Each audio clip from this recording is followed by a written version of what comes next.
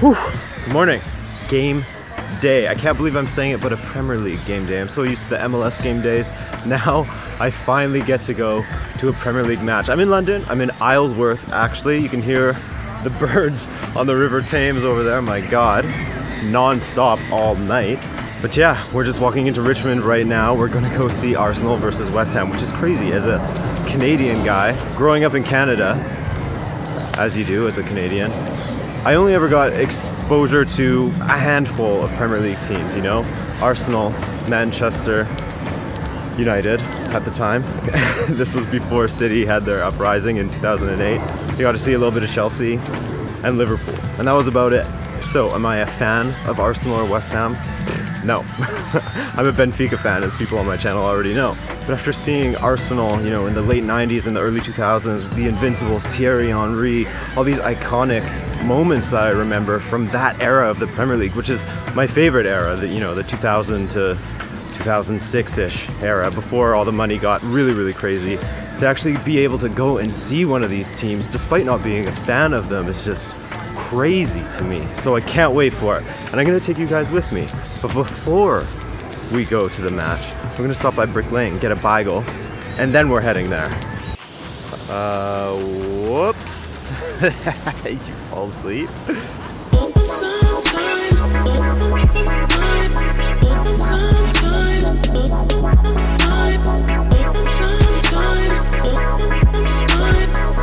So we did it. Finally made it to Brick Lane. I've been waiting for this for months, man. Oh.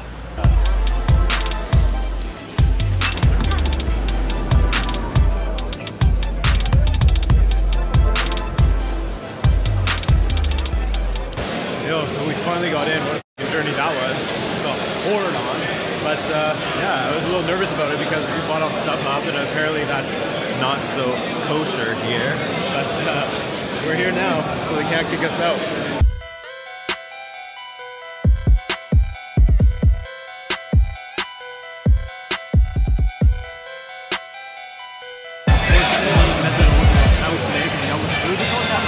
I went to go see Portugal against Brazil.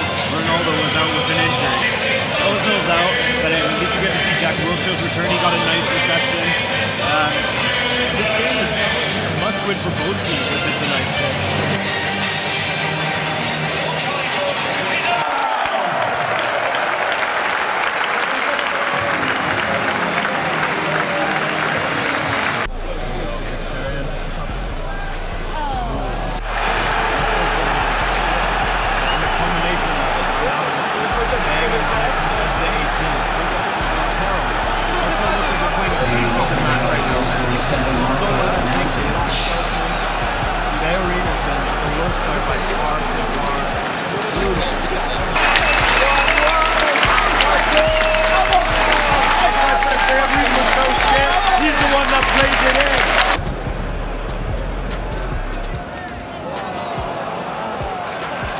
Alright, so 1-1 at the half. Like I said, it looks like a preseason match out there for Arsenal.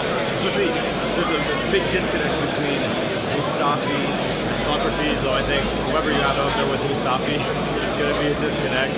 As for the best Arsenal performer so far, I have no idea who I'd even give that to. Maybe Aubameyang. He's looked rapid, he's looked dangerous when he's on the ball. Guendouzi had some good moments in the opening of the match, but then as the match wore on, he faded into the back. I'd maybe give it to Socrates. He had a really important interception, blocked some shots. But as far as top performers, I don't know. Worst performers so far, probably Bellerin, even though he got the assist on the first one. He's been awful, constantly losing his man. One thing I've noticed with Arsenal when they're defending is that no one seems to be aware of all of the runners in behind. Everyone's just focused on the ball. So many times, whether it's Felipe Anderson or Mikel Antonio, whoever on that left side, they're getting so much room because Bellerin is not picking up on it. But if you compare Bellerin's first half to Aaron Ramsey's, I don't think that they should even give that guy a new contract, to be honest with you. He's looked absolutely shocking. He can't make a single pass. He can't.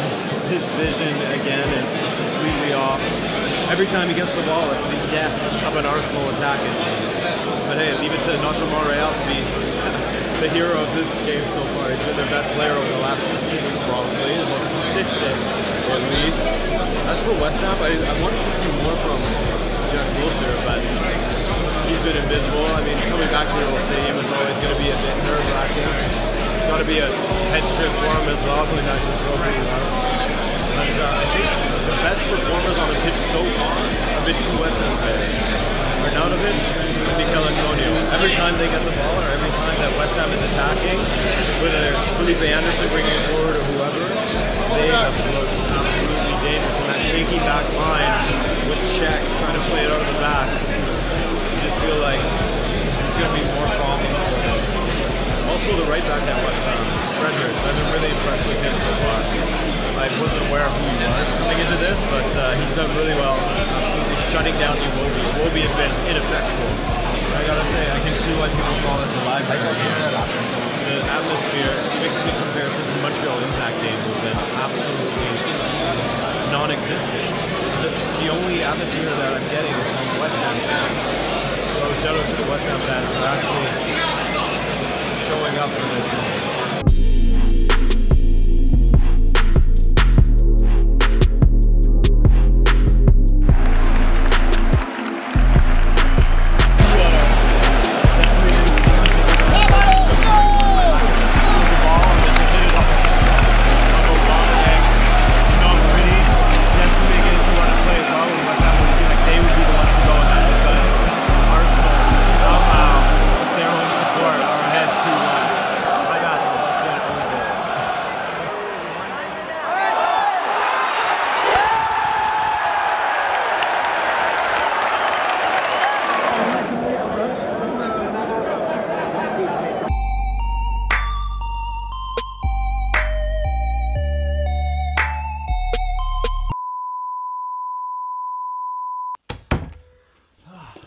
Okay, so my phone died.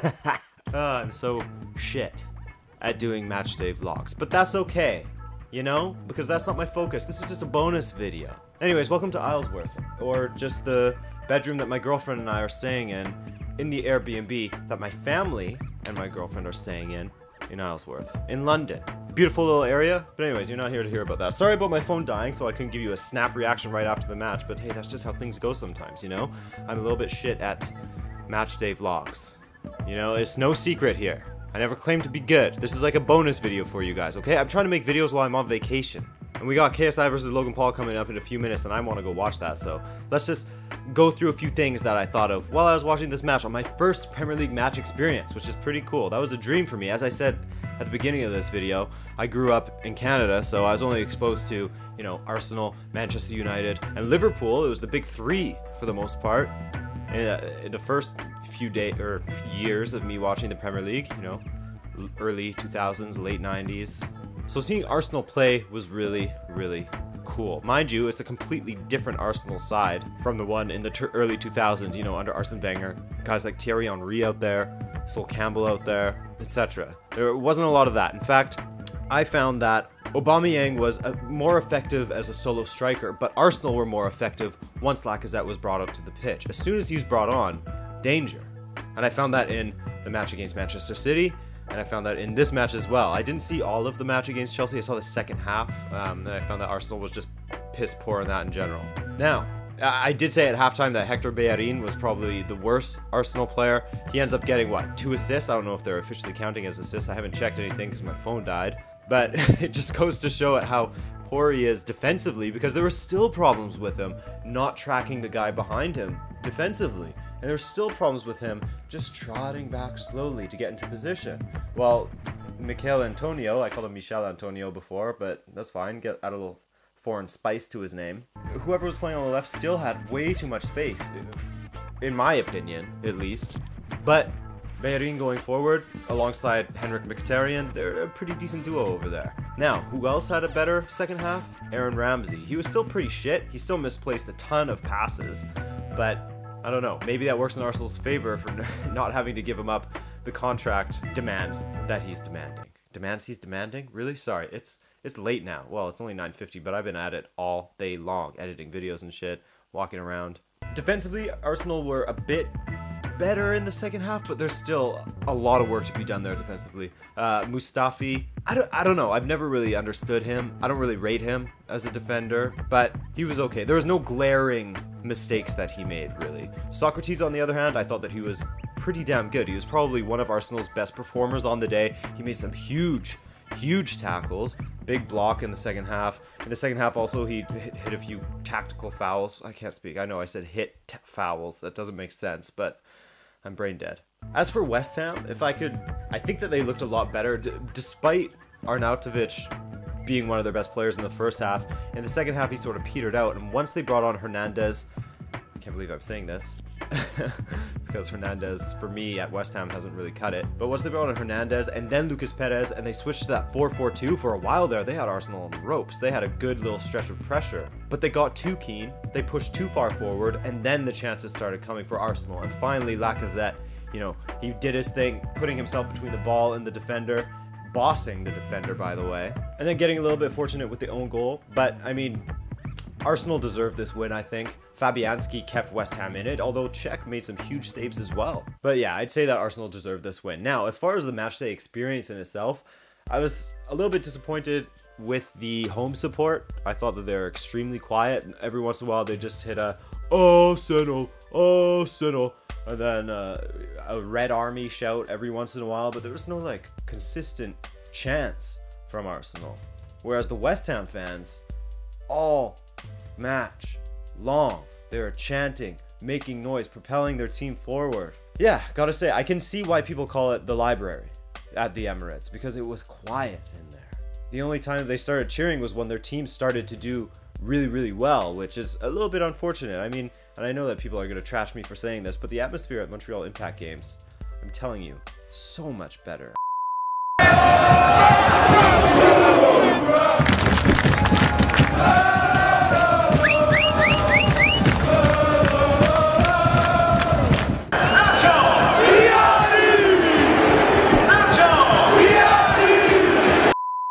I had the chants going all day, the drums going all day, flares, smoke bombs, banners being rolled out, tifos, everything, all the time. It was a much better matchday experience, and maybe the laws in England don't allow for that kind of thing as much, you know, because of you can't drink in the stands in England, which what's up with that? Like, I know that hooliganism was a problem back in the day, but let's get some drinks going, guys. It's so weird being able to drink a beer at a match in Canada, and then you come to England where you think, yeah, it's a given, you're going to be allowed to do that. You can drink on the streets, for goodness sakes. And you can't even have a beer at a game? Get real. Other than that, dream come true for me to be able to see an actual Premier League match. I didn't care who I was seeing. I was going to go to the Fulham-Southampton game. I can't remember if it was Fulham-Southampton. There was some other team in London playing this weekend. But I'm glad I got to see Arsenal. Oh, and big shout out to Lucas Torreira. I think that he needs to be starting. He should be starting ahead of Xhaka, in my opinion. Try playing Guendouzi and Xhaka. And Torreira, I mean. Because Torreira was basically doing Xhaka's defensive responsibilities as well as moving the play forward. Which, I don't know. I'm still yet, now that I've even seen him live, I'm still yet to see what the hype about Xhaka is. I don't get it. I don't understand. For me, he's stealing a living at Arsenal. I hope you guys enjoyed this video. I know that it was kind of shit because I'm not good at vlogging, because I get self-conscious when I'm filming myself in crowds. But yeah, hopefully it wasn't the worst watch of your life. All right? Thank you so much. I love ya. Bye.